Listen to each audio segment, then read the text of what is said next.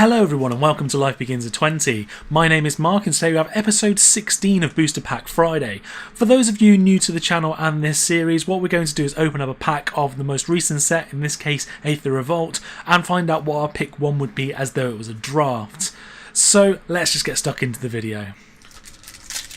So I hope everybody had a good weekend looking at Pro Tour and seeing what all the decks, or shall I say which style of decks were being used mostly. Looked like that Mardu vehicle's maybe around for quite some time, so we're going to start off with Shock. This is really good card for limited here. So 1 red mana for an instant, 2 damage to target creature or player, which can be redirected to a planeswalker as well. That's just a really solid card. I do like that. Next up we've got 4th Bridge Prowler. So for 1, it's a 1/1. When it enters the battlefield you may have target creature get -1/-1 to the end of turn. That's really nice to have as well. Just a little bit of extra damage onto an opponent's creature as well, so you could potentially kill off one of theirs while this enters the battlefield as well. That's really solid to have. Next up we've got Welder Automaton. So for 2 it's a 2/1 and you can pay 3 and a red and deal 1 damage to each opponent. To be perfectly honest, that's not that fantastic of a card.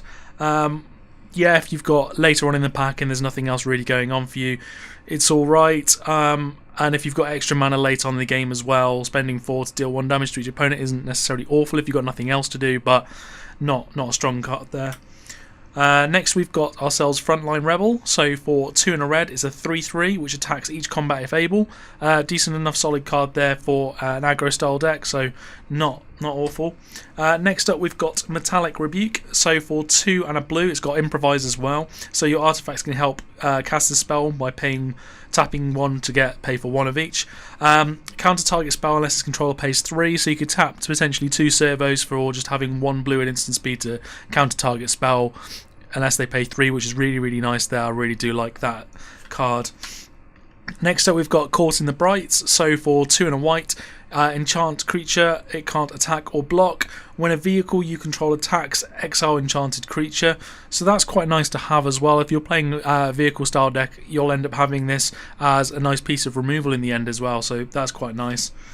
Next up we've got Night Market Guard. So for 3 it's a 3/1, but it can block an additional creature each combat. That's quite nice there, so you could potentially get yourself a 2-for-1 with that. Next up we've got Aether Stream Leopard. So for 2 and a green it's a 2/3 with trample, which is really nice, and it enters the battlefield you get 1 energy, and whenever it attacks you can pay that 1 energy. If you do, it gets +2/+0 to the end of turn, so for 1 turn, potentially more if you've got other ways to get energy, you've got yourself a 4/3 with trample there for 3, and that's pretty strong. Next up we've got Implement of Combustion. So for 1 it's an artifact, you can pay a red, sacrifice it, deal 1 damage to target player, and when it goes into the graveyard from the battlefield you get to draw a card as well. So I really do like these implement cards. They're very nice to have. Each of them do something slightly different depending on which colour they are, but this is pretty strong. Realistically you're paying 1 red to deal 1 damage to your opponent and draw a card, so that's not the end of the world. Plus you can use this as an artifact there for improvised costs on top. Next up for our first uncommon we've got Ornithopter. So this is again a pretty decent card to have.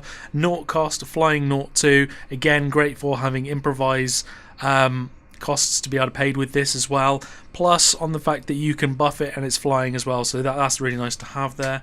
Next up we've got Foundry Hornet. So for 3 and a black it's a flying 2/3. When it enters the battlefield, if you control a creature with a +1/+1 counter on it, creatures your opponents control get -1/-1 to the end of turn. So +1/+1 counters shouldn't be that difficult to get hold of in black or green, for example. Plus the fact that if you can get hold of them, you've potentially even got yourself a board wipe of a hell of a lot of servos or really cheap creatures your opponent has as well. So that's really nice to have. Again, you'd have to kind of slightly build around it just to make sure that you get that proc off, but no, that's a decent card there. And our last uncommon here is Hungry Flames. So for 2 and a red, it's an instant speed, deals 3 damage to target creature and 2 damage to target player. That's really nice to have there. You can remove a creature and deal damage to the player as well, so that's really strong. And our rare here is Aether Tide Whale. So for 4 and 2 blue, you've got a flying 6/4. When it enters the battlefield, you get 6 energy. That's really nice to have. You can pay 4 and return it to its owner's hand if needs be. So that's quite nice in the sense that you've got yourself a big creature there that's flying. Your opponent's going to have to deal with it, and the one time that they do try to deal with it, you can flicker it back into your hand and it stays safe, which means then you can pay it, put it down the next turn. You've then got yourself 8 energy, and you can do what you want with that. You can buff up other creatures you've got if needs be, like that Aether Stream Leopard, or any other type of creatures you have that deal with energy, and it's just a really nice creature to have there, so that's pretty strong. And we've got ourselves a foil of, it's a nice foil rare here in Whir of Invention. So for X and 3 blue, got Improvise as well. Search your library for an artifact card with converted mana cost X or less, put it onto the battlefield, and then shuffle your library. That's a really nice card to have if you're playing that style of deck for sure. There definitely are some great artifact cards. You can go and find yourself a Walking Ballista, for example, which would be fantastic. Anything like that, Peacekeeper Colossus, Heart of Quran, anything along those lines of any of the vehicles as well, be a great find for this, and it does look pretty nice in foil, I must admit. And we've got a Ragavan token as well. There were some great picks in this pack that I could have easily gone down, but I'd have to go for Aethertide Whale. A 6/4 flying whale with loads of energy generation is fantastic. Removal has to affect its entry into the battlefield, else it's easy to protect itself and leave some energy behind. It's also a really nice finisher at the top of your curve.